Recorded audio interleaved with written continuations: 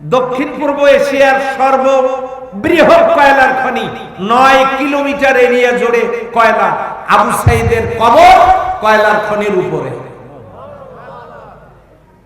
দক্ষিণ পূর্ব এশিয়ার তো দিন নাকি? দিন শব্দের অর্থ এক নম্বরে ইসলাম। ইন্নাদ দীনা ইনদাল্লাহিল ইসলাম। আল্লাহ প্রদত্ত আদর্শ শান্তিময়, সেটা হলো ইসলাম। দিন মানে কিয়ামত, মালিকি ইয়াউমিদ্দিন, যিনি বিচার দিনের মালিক। দিন অর্থ কমপ্লিট কোড অফ লাইফ, পূর্ণাঙ্গ জীবন ব্যবস্থা। দলিল আল-ইয়াউমা আকমালতু লাকুম দীনাকুম ওয়া আতমামতু আলাইকুম নি'মাতি ওয়া রাদিতু লাকুমুল ইসলাম দীনা। তো পরিপূর্ণ জীবন ব্যবস্থা, সেটা হলো দিন। দিন মানে হলো দল, দিন মানে আদর্শ। সম্মানিত ভাইয়েরা, দিন মানে কোরআন। এখন দিন যদি ইসলাম হয়, তাহলে কায়েম কি? কায়েম হলো পড়ে থাকা জিনিস সোজা করে দাঁড় করানোর নাম হলো কায়েম করা। কোরআন ঘরের শোকেসের উপরে, টেবিলের উপরে পড়ে আছে, মসজিদের তাকে পড়ে আছে, মাদ্রাসায় তাকে পড়ে আছে, রেহেলে পড়ে আছে। এই পড়ে থাকা জিনিসটাকে তুলে দাঁড় করানোর অর্থ হলো এই কোরআনের মধ্যে আল্লাহ তাআলার যত আদেশ আছে,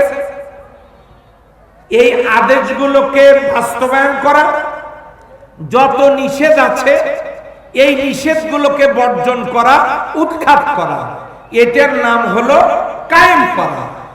দিন ইসলাম, দিন কোরআন, দিন জীবন ব্যবস্থা, এইটাকে কায়েম করা। এইটা কায়েম করা লাগতো না, আর এই তাফসীর মাহফিল করাও আমাদের লাগতো না। পৃথিবীতে 228টা রাষ্ট্রে কোন রাষ্ট্রে এত তাফসীর মাহফিল হয় না, বাংলাদেশে হয়। আলহামদুলিল্লাহ বলে। আচ্ছা, যে বাংলাদেশে এত তাফসীর মাহফিল করা লাগতো না, লাগে কেন? লাগে এই জন্য আমাদের শিক্ষা ব্যবস্থাতে কোরআন নাই। আমি বুঝাতে পারতেছি কিনা আল্লাহই জানে। যদি বুঝে থাকেন, এটা তো শহীদ মাওলানা আতাউর রহমান হামিদির রক্ত ভেজা জমিন মিটাবো। এখানকার আওয়াজ তো এত দুর্বল হওয়ার কথা না, আর আমার তো দুর্বল হবে না। এই জন্যই আমরা শহীদ আবু সাইদের এলাকার মানুষ। তো আবু সাইদের এলাকার আওয়াজই তো বেশি মনে হচ্ছে। একটা তাকবীর দেন, নারায়ে তাকবীর। এখন লক্ষ্য করো, এই যে কোরআনের শিক্ষা যদি চালু থাকতো, স্কুলে, কলেজে, বিশ্ববিদ্যালয়ে, একদিক থেকে যোগ্য নাগরিক তৈরি হতো, অন্য দিক থেকে পিতা মাতা মারা গেলে জানাজা করার মতো যোগ্য লোক পাওয়া যেত। কথা ঠিক না? শিক্ষা ব্যবস্থায় কোরআন নাই, না থাকার কারণে এই তাফসীর মাহফিল গুলো করা হয়। আর তাফসীর মাহফিল যে করতে হবে, তার দলিল হলো লিতুবাইয়িনা ওয়া আনজালনা ইলাইকা যিকরা লিতুবাইয়িনা লিন-নাস।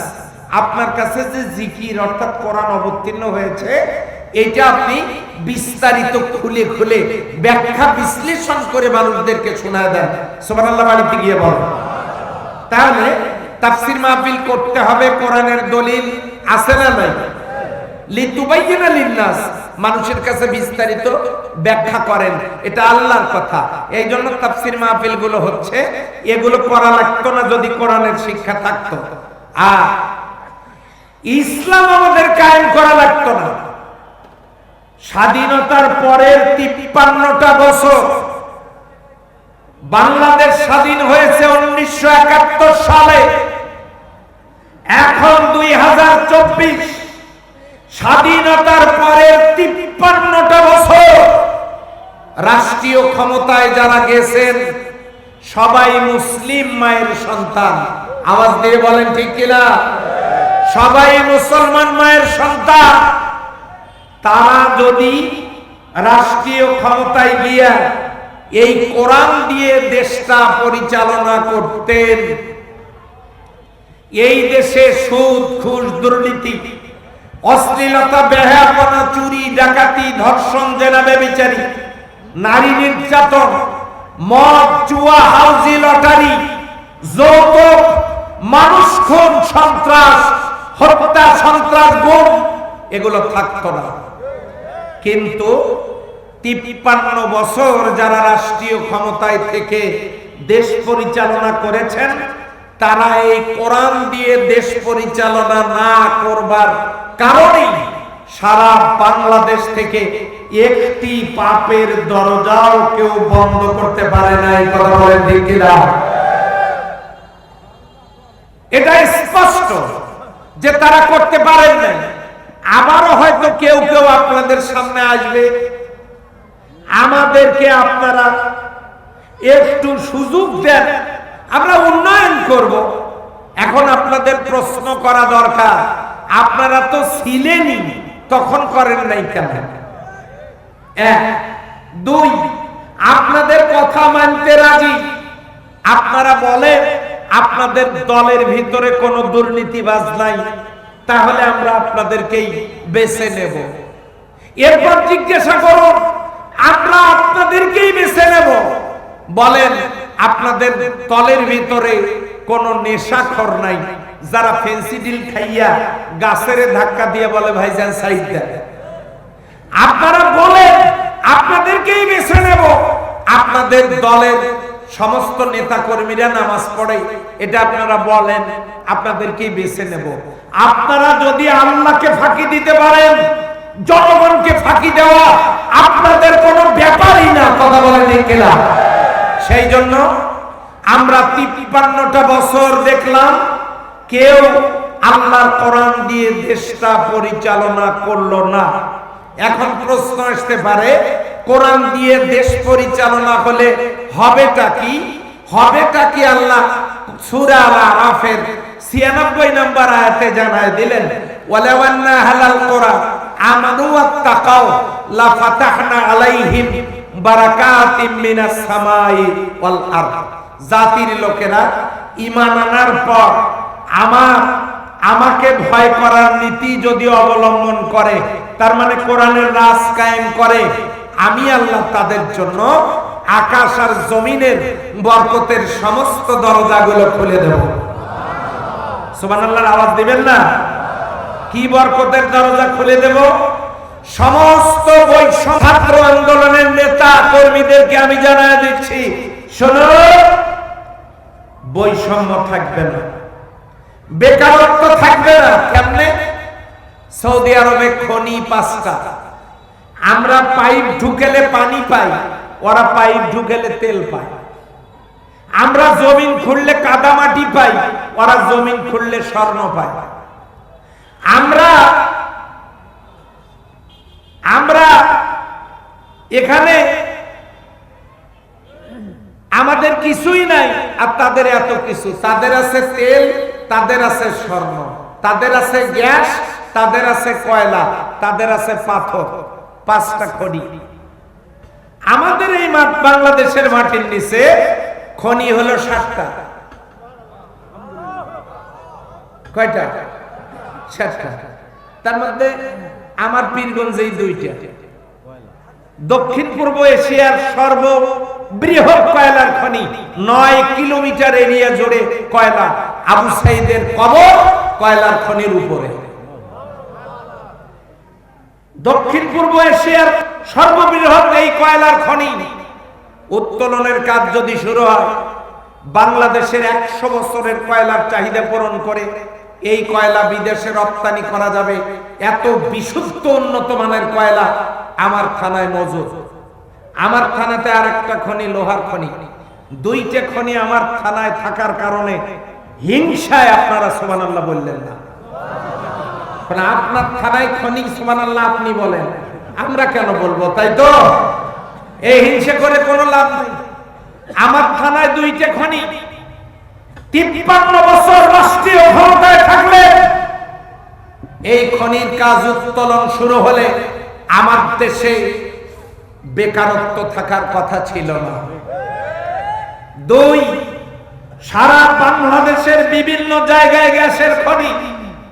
3, আমার দেশের মাটির নিচে ঠাকুরগাঁ পঞ্চগড়ে গতকালকেই আমার প্রোগ্রাম ছিল, ঠাকুরগাঁ গিয়েছিলাম, সেখানে পঞ্চগড়ে দেবীগঞ্জে আমার প্রোগ্রাম ছিল। আমি সেখানে বলেছি আপনাদের এলাকার পাথরের খনি, এখান থেকে পাথর তুলে দেশের ব্রিজ কালভার্ট নির্মিত হচ্ছে, বড় বড় পাথরগুলো ট্রাকে তুলে, আর ছোট পাথরগুলো মাটির নিচে ঢেকে দেওয়া হয়। এই পাথরগুলোই 5 থেকে 7 বছরের মধ্যে বড় পাথরে পরিণত হয়ে যায়। পাথরের খনি আমার দেশে। এরপরে লালমনিরহাটে ইউরেনিয়ামের খনি। ঠাকুরগাঁও হরিপুর থেকে দৈনিক 500 ব্যারেল করে তেল উঠত। আল্লাহ তাআলা আর একটা তেলের খনির সন্ধান দিয়েছেন সিলেটে, সেখান থেকে 600 ব্যারেল করে ওঠে। এই 500 আর 600 1100 ব্যারেল তেল দিয়ে দেশ চলবে না জন্য সেন্ট মার্টিন দ্বীপের নিচে আমার আল্লাহ তাআলা বাংলাদেশের সীমানায় বিশাল বড় একটা তেলের কূপের সন্ধান দিয়েছে। এরপরে পার্বত্য চট্টগ্রাম, এই যে আন্দোলন চলছে না, কারা? এই ইসকন। এরা কেন পার্বত্য চট্টগ্রামকে আলাদা করতে চায়? এই পার্বত্য চট্টগ্রামের পাহাড়ের নিচে স্বর্ণের খনি। এবারে হিসাব নিলাম, তেল, গ্যাস, কয়লা, পাথর, ইউরেনিয়াম, স্বর্ণ, আর একটা হচ্ছে আরেকটা লোহা। তেল, স্বর্ণ, তেল, গ্যাস, কয়লা, লোহা, পাথর, ইউরেনিয়াম, 7টা খনি আমার দেশে। আচ্ছা বলেন তো, সৌদি আরব থেকে কেউ বাংলাদেশে চাকরি খুঁজতে আসে কেন? ওখানে তারা কোরআনের আইন চালু করেছিল। আল্লাহ জমিনের নিচের বরকতের দরজা খুলে দিয়েছেন। ওটা 1400 বছরের আগের নিউজ। এখনকার নিউজ শোনেন। রাশিয়া 20 বছর, আমেরিকা 20 বছর, 2 দেশ 40 বছর যুদ্ধ করে আফগানিস্তানকে তামা তামা করে সব লুটপাট করে নিয়ে চলে গেছে। ওরা চলে যাওয়ার পর আফগানিস্তানের মুজাহিদেরা আফগানিস্তানে কোরআনের আইন চালু করেছে। কোরআনের আইন চালু করার মাত্র 2 মাস পর আল্লাহ সুবহানাহু ওয়া তাআলা আফগানিস্তানের মাটির নিচ থেকে পান্নার খনি আফগান মুজাহিদদের হাতের নাগালে দিয়ে দিয়েছে। পান্না কি? জীবনে নাম শুনলাম হয়তো আজকেই। পান্না হীরার চাইতেও দামি। বিশ্বের অর্থনীতিবিদরা বলেছেন, আপনার যদি বিশ্বাস না হয় আজকে আপনি 3G সেটে সার্চ দেন আফগানিস্তানে পান্নার খনি, দেখেন সেই পান্নাও দেখতে পারবেন, এটা আপনারা দেখতে পারবেন। অর্থনীতিবিদরা বলেছে যে আফগানিস্তান অল্প সময়ের মধ্যে বিশ্বের অর্থনীতিতে সুপার 10-এ চলে আসবে। আল্লাহ তাআলা ওয়াদা করেছেন, ওয়াদাল্লাহু হাক্কান, আমার ওয়াদা সত্য এবং সঠিক। ইন্নাল্লাহা লা ইউখলিফুল মিআদ, আমি আল্লাহ ওয়াদা খেলাফ করি না। আন্নাল কুওয়াতা লিল্লাহি জামিআ, সমস্ত পাওয়ারের চাবি আমার হাতে। ফাআলুল লিমা ইউরিদ, আমি যা ইচ্ছা তাই করি। সেই আল্লাহ সূরা আরাফের 96 নম্বর আয়াতে জানায় দিলেন, লা ফাতাহনা আলাইহিম বারাকাতিম মিনাস সামাই ওয়াল আরদ, জাতির লোকেরা যদি ঈমান আনার পর আমাকে ভয় করে, তার মানে আমার কোরআনের বিধান কায়েম করে, আমি আল্লাহ আসমান এবং জমিনের বরকতের দরজাগুলো তাদের জন্য খুলে দেব। আচ্ছা বলেন তো ভাই, যিনি সাইকেল চালাতে পারেন তিনি কি সাইকেল ব্রেক করতে পারেন না? মাটির নিচে খনিজ সম্পদ বানাইছেন কে? ওখানে ব্রেক করে রাখছেন কে? শর্ত পূরণ করে আল্লাহর জমিনে আল্লাহর দ্বীন কোরআনের সমাজ চালু করে আল্লাহ তার ওয়াদা পূরণ করবেন। তিনি ওয়াদা খেলাফ করেন না। আকাশ আর জমিনের বরকতের দরজা খুলে দেবেন। এটা তো জমিনের বরকতের দরজা, 7টা খনি উপরে তুলে দিয়া বরকতের দরজা যদি খুলে দেন, কি খাবে, কি পড়বে? আপনাদের অভাব থাকবে না, বেকারত্ব থাকবে না, বৈষম্য বিরোধী আন্দোলন করা লাগবে না। যদি কোরআনের সমাজ কায়েম হয়, আমাদের রহমতের দরজা খুলে যাবে। আমি সৌদি আরবে ছিলাম 2004 সালে। সেখানে আমি দেখেছি, আমি তায়েফে কীটনাশক ঔষধ ব্যবহার করা হয় না। তায়েফে সেচ প্রকল্প দিয়ে পানি সেচে আবাদ করা হয় না। তায়েফের জমিতে আবাদ, যখন বৃষ্টির প্রয়োজন, এক টুকরো মেঘ উড়ে আসে, পরিমাণ মতো বৃষ্টি দিয়ে চলে যায়। ওই বৃষ্টিতেই কীটনাশক ঔষধ সার যা দরকার আল্লাহর রহমত নাজিল হয়। সে কি তায়েফের জমিনের ফসল উৎপাদন হচ্ছে, আলহামদুলিল্লাহ। তাহলে সে আল্লাহ এখনো আছেন না নাই? সন্দেহ আছে কি? সম্মানিত ভাইরা, সেই আল্লাহ সুবহানাহু ওয়া তাআলা তিনি বলেছেন যে তোমরা আনাকিমুদ্দিন ওয়ালাউ কানা তাতাফাররাকু ফি, তোমরা এই জমিনে দিন কায়েম করো, ইসলাম কায়েম করো, কোরআনের সমাজ কায়েম করো। করলে পরে আমি তোমাদের বরকতের দরজা খুলে দেব। এখন আপনারা হয়তো বলবেন যে হুজুর আপনারা তো করতেছেন, করেন, আমরা আসি সাথে আছি, আপনারা করেন, আমরা আসি। তার দশাটা কি? যদি আসি বলে বসে থাকেন, না করেন, তার দশাটা কি শোনে? সুন্দর মসজিদ, আহা আল্লাহর ঘর কত সুন্দর, ইসলাম ভালো, কোরআন ভালো, নামাজ ভালো, রোজা ভালো, হজ ভালো, যাকাত ভালো, কোরআন ভালো, হাদিস ভালো, আল্লাহ ভালো, রাসূল ভালো, মসজিদ ভালো, কি সুন্দর ভালো, সুন্দর ফাইন, কি সুন্দর ভালো, কিন্তু আমি নামাজ পড়ি না। এই রকম ভালো বলে যেমন কোন কাজ নয়, ঠিক তেমনি আপনারা তো আছেন হুজুর করেন, আমরা আসি কোন কাজ নাই। তাহলে দশা হলো ওই মসজিদ ভালো, নামাজ পড়ে না যে কথা, ইসলাম ভালো, কোরআন ভালো, কোরআন কায়েমের আন্দোলন করে না, একই কথা বলে, ঠিক না? এই ভালো বলে কোন কাজ নাই। আর এক শ্রেণীর মানুষ চিন্তা করতেছে না যদি করি তাতে কি হইতে পারে।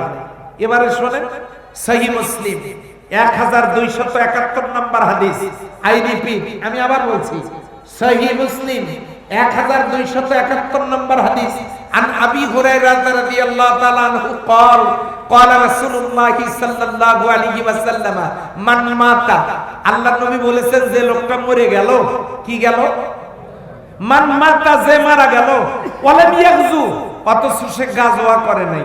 গাজওয়া করে নাই মানে যুদ্ধ করে নাই, লড়াই করে নাই, সংগ্রাম করে নাই, আন্দোলন করে নাই, প্রাণান্তকর প্রচেষ্টা চালায় নাই। মান মাতা, লোকটা মরে গেল অথচ কোরআনের সমাজ কায়েমের জন্য চেষ্টা সাধনা করে নাই। ওয়ালাম ইয়াগজু, চেষ্টা সাধনা লড়াই সংগ্রাম করে নাই। ওয়ালাম ইউহাদ্দিস বিহি নাফসাহু, মনে প্রাণে চায়ও নাই আল্লাহর জমিনে আল্লাহর দ্বীন কায়েম হোক। মাতা আলা শুরবাতি মিনান নিফাক, এই লোকটার মৃত্যু হবে মুনাফিকের মৃত্যু।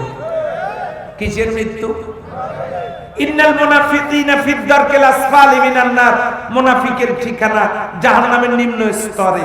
আমরা কি সেই জাহান্নামে যেতে চাই? তাহলে আল্লাহর নবী বলেছেন এই কাজটা না করে মৃত্যুবরণ করলে লোকটার মৃত্যু হবে মুনাফিকের মৃত্যু। শুধু কি তাই? সূরা তাওবার 84 নম্বর আয়াত, ওয়ালা তুসাল্লি আলা আহাদিন মিনহুম মাতা, খবরদার এই জাতীয় লোকের জানাজা পড়বেন না। ওয়ালা তাকুম আলা কবরিহি, এদের কবরের পাশেও দাঁড়াবেন না। আমাদের মরা লাগবে না? লাগবে না। ওয়ালা তাকুম আলা কবরিহি, এদের কবরের পাশেও দাঁড়াবেন না, এদের জন্য দোয়া করবেন না। আপনি যদি এদের জন্য দোয়া করেন, 70 বারও যদি দোয়া করেন, আপনার দোয়াটা আল্লাহর দরবারে কবুল হবে না। সূরা তাওবার 84 নম্বর আয়াত, আপনি দেখেন, নিজের চোখে দেখেন। তাহলে এখন আপনারা বলেন তো, এই কোরআনের সমাজ কায়েম হলে লাভ না লস? এদিকে বলে নাই, লাভ না লস? যদি লাভ হয় তাহলে এটা কারা করবে? আব্দুল্লাহ ইবনে যুবাইর রাদিয়াল্লাহু তাআলা আনহু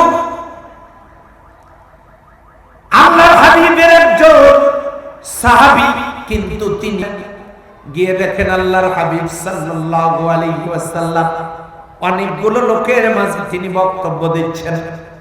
ইবনে জমু গিয়ে বলেন, ওগো নবী আল্লাহ, এই সব লোককে কেন জমায়েত করা হয়েছে? আল্লাহর হাবিব সাল্লাল্লাহু আলাইহি ওয়াসাল্লাম বলেন, এই লোকগুলোকে জমা করেছি, যুদ্ধের ময়দানে সৈন্য রিক্রুট করছি, সেনাবাহিনীতে লোক নিচ্ছি। আব্দুল্লাহ ইবনে জমু রাদিয়াল্লাহু তাআলা আনহু বলেন, আমার নামটাও লিখে নেন। দুইটা পাতার পঙ্গু, তিনি বলতেছেন আমার নামটা লেখেন। বিশ্বনবী তার দিকে তাকাইয়া আসমানের দিকে তিনি যখন তাকালেন, এরপর চোখের কোণায় টলমল করছে পানি। আল্লাহর হাবিব ইবনে জমুকে ডাক দিয়ে বলেন, ইবনে জমুরে, আল্লাহ তোমাকে জিহাদের ময়দান থেকে রুখসত দিয়েছেন, তোমার যাওয়া লাগবে না, তুমি পঙ্গু মানুষ, তোমার যাওয়া লাগবে না, বরং তোমার বাড়িতে তোমার যদি কোনো সন্তান থাকে তাদেরকে পাঠাও। ইবনে জমু রাদিয়াল্লাহু তাআলা আনহু বাড়িতে গেলেন। বাড়িতে গিয়া তার যে বড় সন্তান, এই বড় সন্তানটাকে ডাক দিলেন।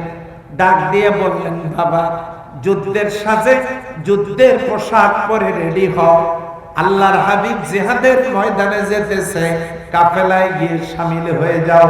তোমাকে যুদ্ধের ময়দানে যাওয়ার জন্য আমি অর্ডার করছি, তুমি চলে যাও। ছেলে প্রস্তুতি নিল। বাবা কপালে চুমু দিয়ে বলল, বাবা যাও, সাবধানে থাকবে, সতর্ক থাকবে, প্রয়োজন যদি হয় নিজের জীবনটা দিয়ে দেওয়ার দিয়ে দেবে। মনে রাখবে আল্লাহর হাবিবের যেন কোনো ক্ষতি হয়ে না যায়। বড় ছেলে রওনা করেছে। দ্বিতীয় ছেলেকে ডাক দিয়া একই ভাবে সাজুগুজু করানোর পর কপালে আদর দিয়ে বললেন, বাবা তুমিও যাও, বড় ভাইয়ের পিছনে রওনা করো। তৃতীয় ছেলেকে ডাক দিয়া একই প্রস্তুতি নিয়ে রওনা করালেন। তিনটে ছেলে যখন রওনা করেছেন, এবারে বাড়িতে ছোট্ট একটা বাচ্চা, ছোট সন্তান ডাক দিয়ে বললেন, বাবা তোমার তিনজন ভাই যুদ্ধের ময়দানে নবীর কাফেলায় শামিল হওয়ার জন্য রওনা করেছে, তুমি কেন বাড়িতে থাকবে? বাবা তুমিও চলে যাও, জিহাদের ময়দানে চলে যাও।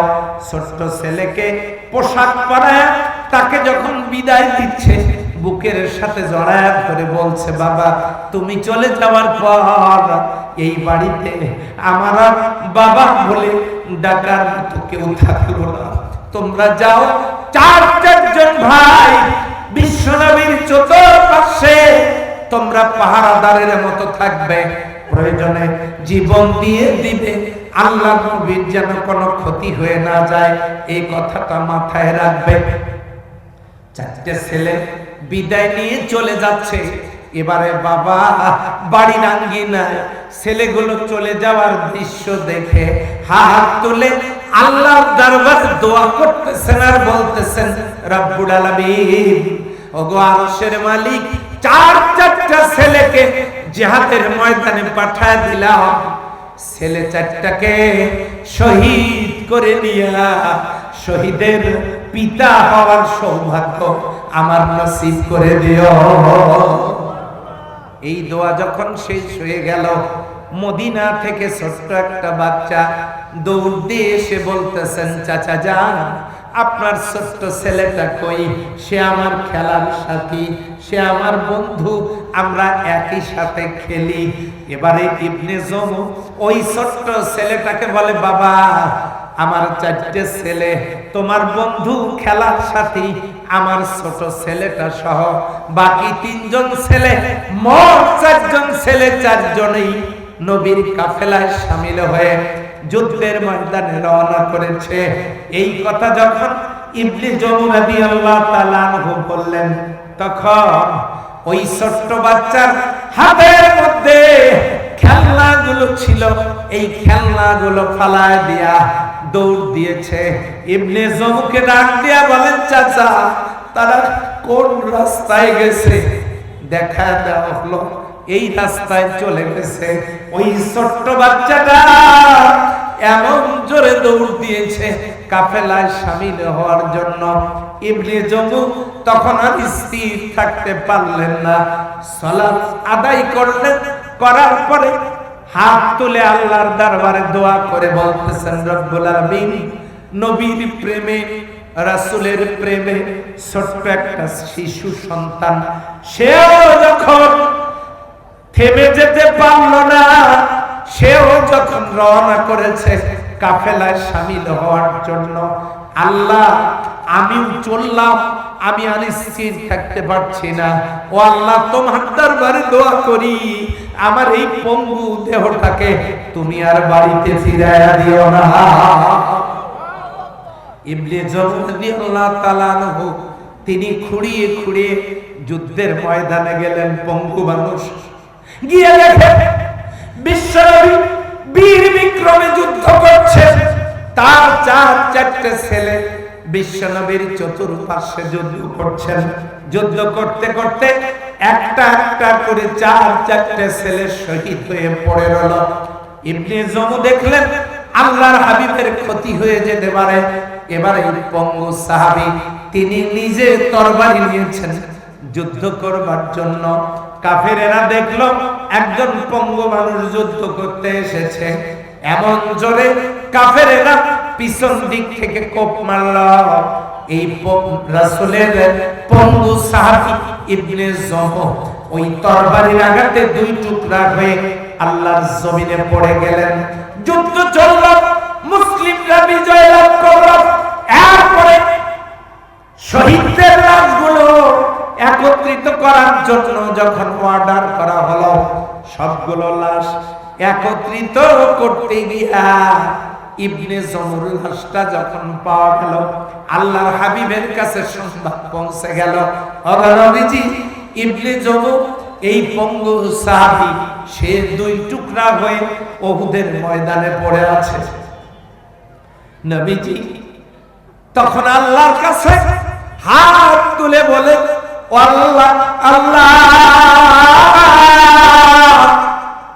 আমার এই পঙ্গু সাহাবী বাড়িতে স্থির থাকতে পারে নাই, সে যুদ্ধের ময়দানে ছুটে এসেছে। এই সংবাদটা যুদ্ধের ময়দানে বিশ্বনবী আহত হলেন, সংবাদটা চতুর্দিকে যখন ছড়িয়ে পড়ল, ইবনে জমুর স্ত্রী সংবাদ পাইয়া নবীর এই আদর্শের মহিলা সৈনিক তিনি বাড়ি থেকে রওনা করেছেন। পথের মধ্যে সাহাবীদের সাথে দেখা, তিনি ডেকে বলেন, ওগো আল্লাহর নবীর সাহাবীরা, যুদ্ধের ময়দানের খবর কি? লোকেরা বলেন, গিয়ে কাজ নাই, তোমার চারটে ছেলে যুদ্ধের ময়দানে গিয়ে শহীদ হয়ে পড়ে আছে। ইবনে জমুর স্ত্রী ডাক দিয়া বলেন, নবীর সাহাবীরা রে, কারা শহীদ হয়েছে শুনতে চাই না, তোমরা বরং বলো আল্লাহর নবী কেমন আছে। মহিলা তখন আরো জোরে ছুটছে। কিছু দূর যাওয়ার পরে আর একটা কাফেলাকে ডাক দিয়ে বলছেন, ও কাফেলার সৈনিকেরা, যুদ্ধের ময়দানের খবর কি বলো। তখন তারা জানালেন, তোমার যে স্বামী, বুড়ি মহিলা রে, তোমার স্বামী ইবনে জমু পঙ্গু সাহাবী, সে যে জিহাদের ময়দানে গিয়েছিল, ওই জিহাদের ময়দানে তোমার গিয়ে কোনো কাজ নাই। তোমার স্বামী দুই টুকরা হয়ে উহুদের ময়দানে পড়ে আছে। স্ত্রী জবাব দিলেন, কে শহীদ হয়েছে শুনতে চাই না, বরং তোমরা বলো আল্লাহর নবী কেমন আছে।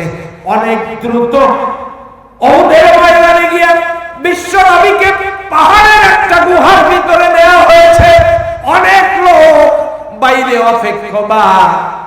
আল্লাহর নবীকে যখন একটা গুহার ভিতরে নেওয়া হলো, ওই আহত অবস্থায় বিশ্ব নবীকে উহুদ পর্বত যখন দেখতে পেয়েছে, গোটা উহুদ পর্বতটা থরথর করে কাঁপা শুরু করেছে। আল্লাহর হাবিব বললেন, উসবুত ইয়া উহুদ, উসবুত ইয়া উহুদ, ফাইন্না আলাইকা নবী আল্লাহ ওয়াস সিদ্দিক ওয়াস শাহিদাইন। উহুদ রে, থেমে যাও, কাঁপাকাঁপি করো না, এখন তো তোমার উপরে আল্লাহর নবী আর একজন সিদ্দিক আর দুইজন শহীদ, এখন তুমি কাঁপাকাঁপি করো না, থেমে যাও। আল্লাহর হাবিবকে একটা গুহার ভিতরে নেওয়া হলো। এই গুহার ভিতরে বিশ্ব নবী আহত, শাহাদাতের সংবাদ চতুর্দিকে ছড়িয়ে পড়েছে। এই মহিলা সাহাবী ভিড় ঠেলে ওই জায়গায় গিয়ে সালাম দিয়েছেন, আসসালামু আলাইকা ইয়া রাসূলুল্লাহ। মহিলার কণ্ঠে এই সালাম বিশ্ব নবীর কানে পৌঁছার পর আল্লাহর হাবিব চোখ মেলে তাকালেন। মহিলা যখন বুঝতে পারলেন বিশ্ব নবী জীবিত আছে, তখন এই মহিলা বললেন, ওগো আল্লাহর হাবিব, এই যুদ্ধের ময়দানে আমার কলিজার টুকরা চারজন সন্তান শহীদ হয়ে গেছে, আমার স্বামী শহীদ হয়ে গেছে, আমার মনে কষ্ট নাই, আপনি বেঁচে আছেন, এটাই আমার জীবনের সবচাইতে বড় সান্ত্বনা। আমার ভাইরা, এরপরে ওই মহিলা বিশ্ব নবীর কাছে আর, নবীজি আমি তো একদিন মারা যাব, আমার স্বামীর লাশটা যদি আপনি দয়া করে আমাকে দিতেন, এই লাশটা আমি নিয়ে যেতাম, বাড়ির পাশেই তার কবর দিতাম, আমি মারা গেলে তার কবরের পাশে আমার লাশটাও দাফন করা হইতো, এই জন্য আমাকে একটু লাশটা নিয়ে যাওয়ার অনুমতি যদি দয়া করে দিতেন অনেক খুশি হইতাম। আল্লাহর নবী অনুমতি দিয়ে দিলেন, ঠিক আছে পারলে লাশটা নিয়ে যাও। এখন লাশ যখন বেঁধে উটের পিঠে তোলা হলো, উটটা বসে পড়ল, অনেক চেষ্টা করার পরেও উটটাকে তোলা গেল না। আর একটা উটের উপর তোলা হলো, সেটাও বসে পড়ল, আর উটটা লাশটা নিয়ে দাঁড়ালো না। আল্লাহর হাবিবের কাছে যখন এই সংবাদটা পৌঁছে গেল, বিশ্ব নবী আকাশের দিকে তাকায়া চোখের পানিগুলো ছেড়ে দিয়া সবাইকে জানায় দিলেন, ইবনে জবর স্ত্রীকে জানায় দাও তার স্বামী কি বাড়ি থেকে আসার সময় কিছু বলেছিল। ইবনে জমর স্ত্রী বলেন, আমার স্বামী যায় নামাজে দোয়া করেছিল, মুসাল্লায় দাঁড়িয়ে দোয়া করেছিল, ও আল্লাহ আমি আমার এই পঙ্গু দেহটাকে নিয়ে জিহাদের ময়দানে যেতেছি, আমার এই পঙ্গু দেহটাকে তুমি আর বাড়িতে ফিরাইয়া দিও না। এই দোয়াটা করে সে রওনা করেছিল। এবারে আল্লাহর হাবিব সাল্লাল্লাহু আলাইহি ওয়াসাল্লাম মুস্কি হাসি দিয়ে বলেন, ও ইবনে জমর স্ত্রী শোনো, তুমি শত চেষ্টা করেও তোমার স্বামীর লাশটা উহুদের ময়দান থেকে নিয়ে যেতে পারবে না। তোমার স্বামীর দোয়া আল্লাহর দরবারে এমন ভাবে কবুল হয়েছে, কিয়ামতের দিন এই উহুদের ময়দান থেকে তোমার স্বামী ইবনে জমর শহীদ হিসেবে আল্লাহর দরবারে শহীদদের কাতারে, এই উহুদের ময়দান থেকে উঠে শহীদদের কাতারে দাঁড়াবে। বলেন সুবহানাল্লাহ। আমার ভাইরা, আমার মা বোনেরা, আমার বাবাজিরা, আমার মুরব্বীরা, তরুণ যুবকেরা, একজন পঙ্গু মানুষ যদি আল্লাহর জমিনে আল্লাহর দ্বীন কায়েম করার জন্য এত পেরেশান হতে পারে, তরুণ যুবকেরা যদি চার ভাই নবী প্রেমে আল্লাহর দ্বীন কায়েমের জন্য তারা যদি জীবন রক্ত বিলিয়ে দিতে পারেন, এই পঙ্গু সাহাবী ইবনে জমর স্ত্রী যদি স্বামী সন্তান হারিয়ে বিশ্ব নবী জীবিত থাকাটাকেই সান্ত্বনা মনে করতে পারেন, তাহলে এই সমাজে আল্লাহর দ্বীন কায়েমের জন্য যদি জীবন দেওয়ার প্রয়োজন হয়, রক্ত দেওয়ার প্রয়োজন হয়, মা বোনদের তাদের ত্যাগ আর কোরবানির যদি প্রয়োজন হয়, ও তরুণ যুবকেরা যদি আল্লাহর জমিনে আল্লাহর দ্বীন কায়েমের জন্য নিজের জীবনটা উৎসর্গ করে দিতে হয়, আজকে ইবনে জমর জীবনের আলোচনা থেকে আমরা কি জীবন দেওয়ার সিদ্ধান্ত কারা নিতে পারি? ওই যুবক কি এই এলাকায় আছে নাকি? হাত তুলে দেখা।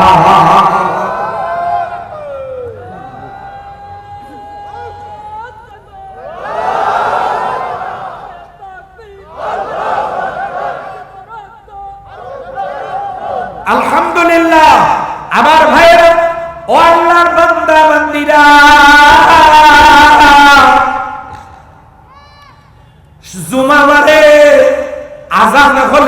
মসজিদে মুসল্লির অভাব হয় না। আওয়াজ দিয়ে বলেন কথা ঠিক কিনা?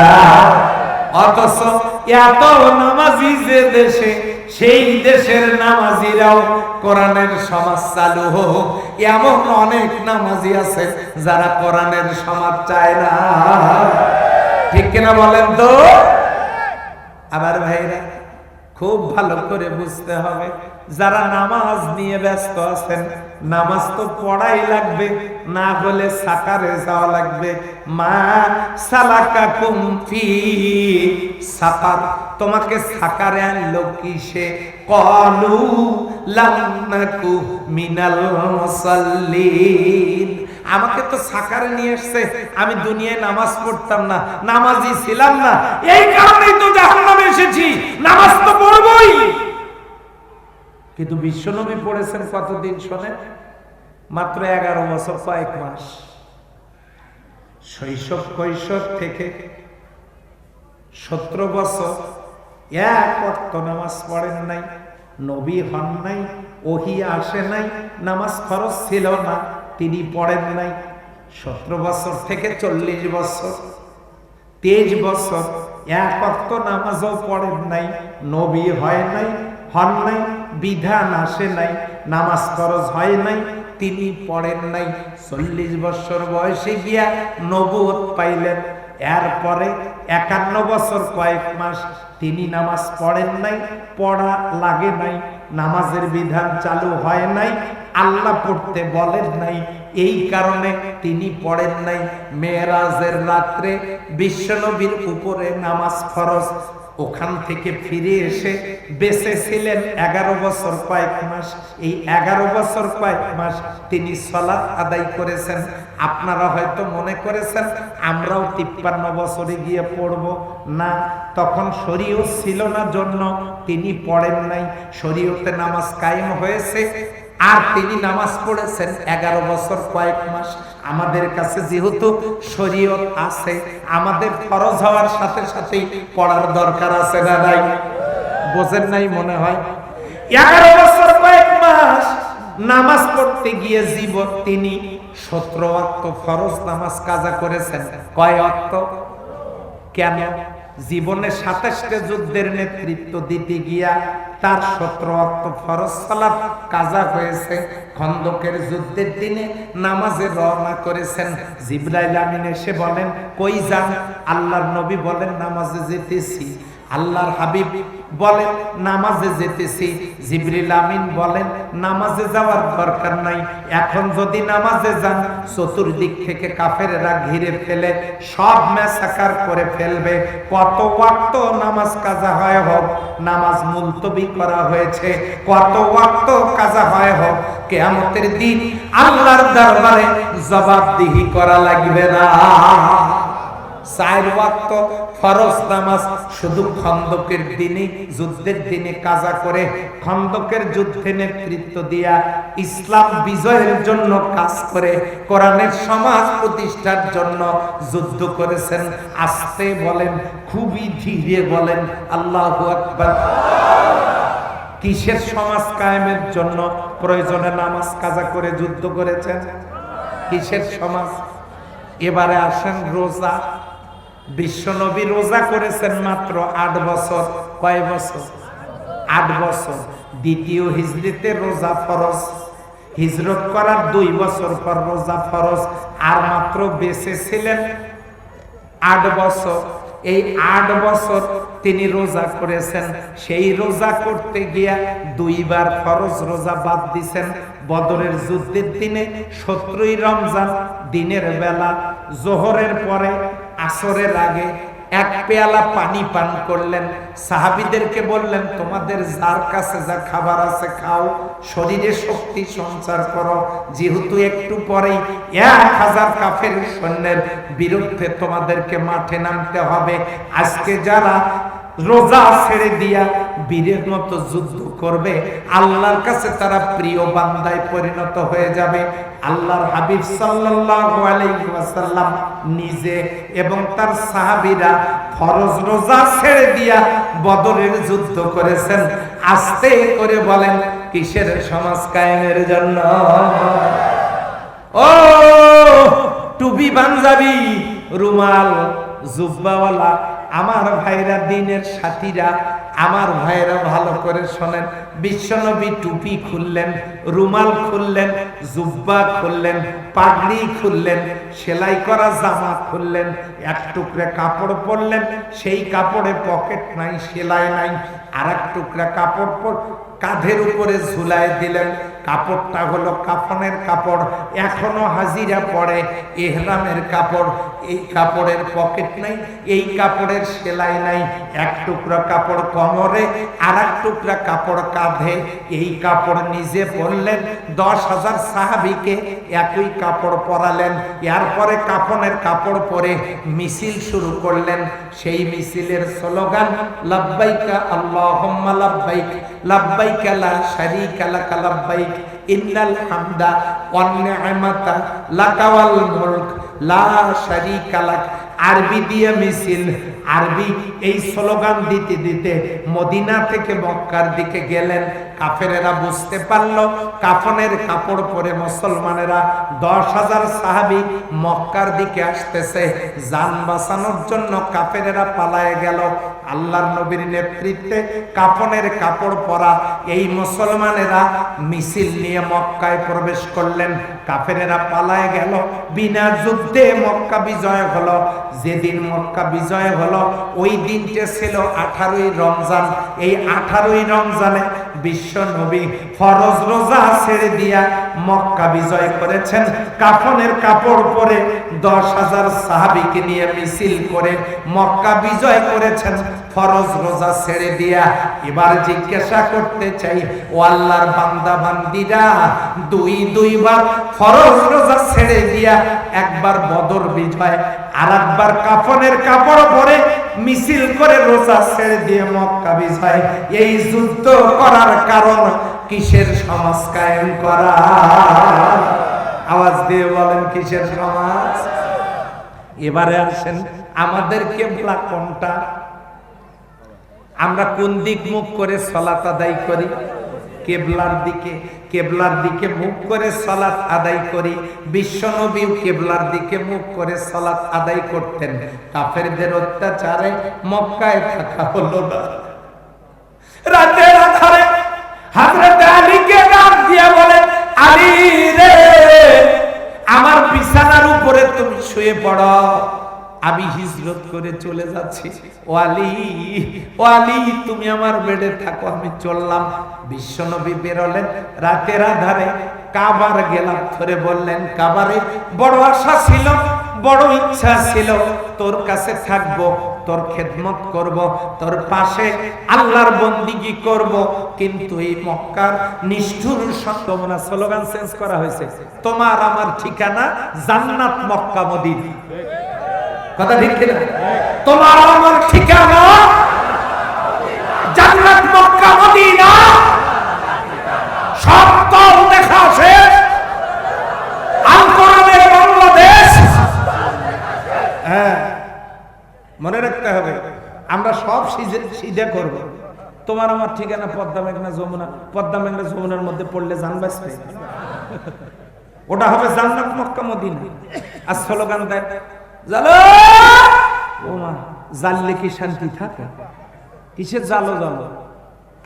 স্লোগান হবে লিল্লাহে তাকবীর, নারায়ে তাকবীর।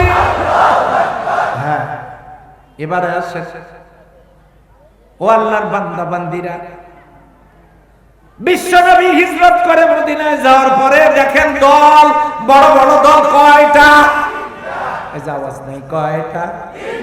কয়টা? এই আওয়াজে তো নির্বাচন করা কঠিন। কয়টা? হ্যাঁ, 3টে দল। কি কি নাম? আউস, খাজরাজ, বনি কাইনুকা। 3টে দল ইহুদিদের। আল্লাহর নবী সাল্লাল্লাহু আলাইহি সাল্লাম যাদেরকে নিয়ে গেছেন, এরই মুসলমানের একটা দল। কয়টা হলো? 7 দলীয় জোট মদিনায় বিশ্বনবী গঠন করছেন। এটা অনেকেই জানে না, বলে হ্যাঁ জানি, ইসলামের কথা তো খুব কয়, আসল ধরে তারাই ফির আসল ধরে, নারীর সাথে বসে জোট করে। আল্লাহ নবী সাল্লাল্লাহু আলাইহি সাল্লাম মদিনায় গিয়ে আউস, খাজরাজ, বনি কাইনুকা তিনটা বড় বড় ইহুদি গোত্রের সাথে বিশ্ব নবী মুসলিমদের নিয়ে চার দলীয় জোট গঠন করেছিলেন। ইসলাম ডুবাবার জন্য না ভাসাবার জন্য? জোট যখন গঠন হইল, মদিনার নিরাপত্তা যখন গঠন হইল, রাসূলুল্লাহ সাল্লাল্লাহু আলাইহি সাল্লাম আল্লাহর পক্ষ থেকে গোপন ওহীতে আদিষ্ট হলেন, তাদের সাথে মিল দিয়ে কাজ করেন। এবারে বিশ্বনবী ইহুদিদেরকে বললেন, আপনারা কি কোনো উপাসনা টনা করেন নাকি? হ্যাঁ করি তো। তা আপনাদের কিবলা কোনটা? বাইতুল মুকাদ্দাস। সেটা কোন দিক? উত্তরের দিক। আমরা উত্তরের দিকে মুখ করে উপাসনা করি, আমরা ইহুদিরা ওই দিকে মুখ করে উপাসনা করি। এবার বলেন, মদিনা যদি উত্তরে হয়, কিবলা কোন দিকে? কিবলা কোন দিকে? রাসূলুল্লাহ সাল্লাল্লাহু আলাইহি ওয়াসাল্লাম হিজরত করে যাওয়ার পর তাকে দক্ষিণের দিকে মুখ করে নামাজ পড়া লাগতো, কিন্তু তা তিনি না করে 17 মাস পর্যন্ত উত্তরের দিকে মুখ করে, ইহুদিরা যেটাকে কিবলা মানে, ওই দিকে মুখ করে তিনি নামাজ আদায় করলেন। তখন ইহুদিরা বলতে থাকলো, মুসলমানেরা তো ভালোই তো, মোহাম্মদ আমিন মিথ্যে কথা বলে না, আমানতের খেয়ানত করে না, কি ভালো কি ভালো, তাদেরকে নিয়ে আমরা জোট গঠন করছি, কি ভালো। বাস এই সুযোগে 17 মাস পর্যন্ত নবী করিম সাল্লাল্লাহু আলাইহি ওয়াসাল্লাম, যে আপনাদের ইমামেরা সকালে ফজরে ঘুরে বসে মুনাজাত করে না, আসরের পরে ঘুরে বসে মুনাজাত করে না, নবী করিম সাল্লাল্লাহু আলাইহি ওয়াসাল্লাম ফজরের পরে ঘুরে বসে সাহাবীদেরকে বললেন, ওমর অমুক জায়গায় গন্ডগোল লাগছে, বিচার করো গিয়া।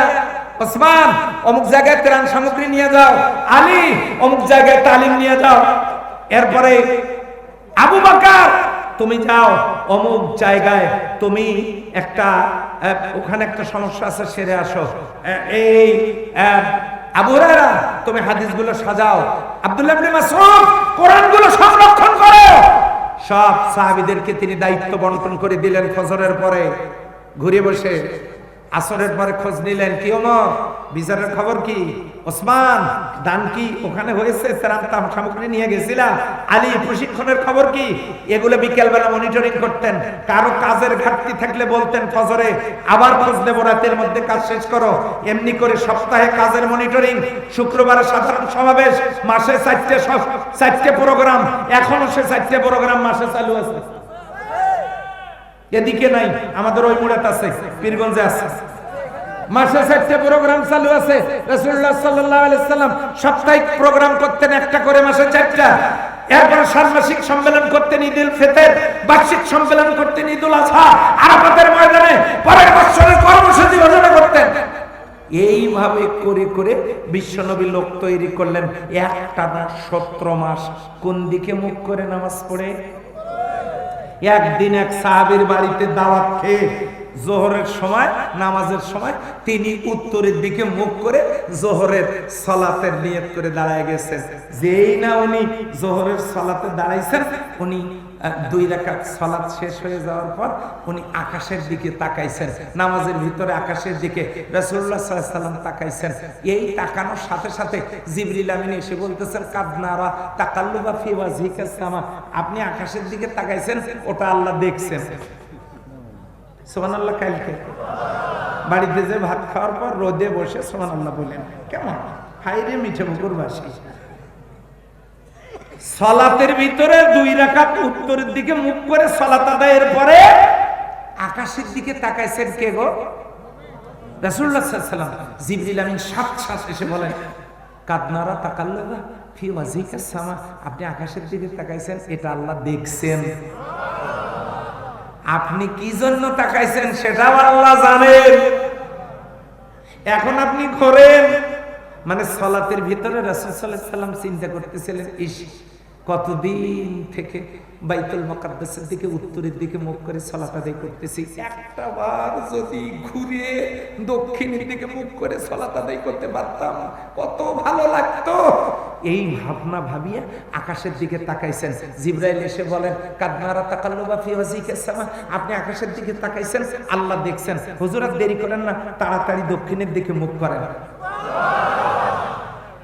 2 রাকাত উত্তরের দিকে, 2 রাকাত দক্ষিণের দিকে। ওইখানে একটা মসজিদ হয়েছে, মসজিদটার নাম মসজিদে জুল কিবলাতাইন, 2 কিবলার মসজিদ। হাজী থাকলে কেউ বলেন মসজিদে জুল কিবলাতাইন।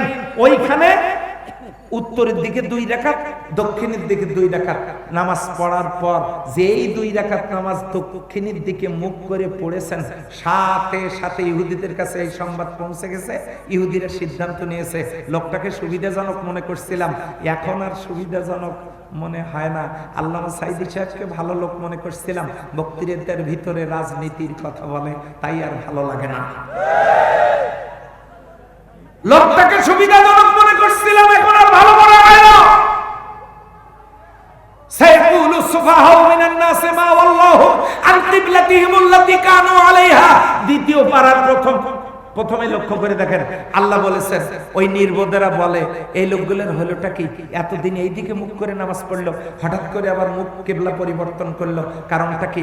লোকটা তো সুবিধা না, এই লোকের সাথে আর আমরা জোট করব না। জোট নাই, জোট ভাঙলাম। জিবরিল আমিন এসে বলেন সর্বনাশ। রাসূলুল্লাহ সাল্লাল্লাহু আলাইহি ওয়াসাল্লাম বলেন কি হয়েছে? কয় মদিনার সব ইহুদিরা সিদ্ধান্ত নিছে আপনি কিবলা পরিবর্তন করার কারণে আপনার সাথে আর কোনো জোট থাকবে না। আল্লাহ রাসূল সাল্লাল্লাহু আলাইহি ওয়াসাল্লাম বললেন তাহলে এখন উপায়? জিবরিল আমিন বলেন উপায় টুপায় কিছু নাই, আপনি এই 17 মাসে যত কাজ করছেন, 17 মাসে যত কাজ আপনি করছেন, মদিনার শুধু 3টা ইহুদি গোত্র না, ওরা 14 দল একত্রিত হলেও আপনার অগ্রযাত্রা আর তারা রোধ করতে পারবে না, পারবে না, পারবে না। কথা বলেন ঠিক কিনা? ইহুদিরা একজোট হয়ে আর আপনার কিছু করতে পারবে না। আল্লাহ আপনাকে রাষ্ট্রীয় ক্ষমতায় নেবেন, ওরা আর কিচ্ছু করতে পারবে না।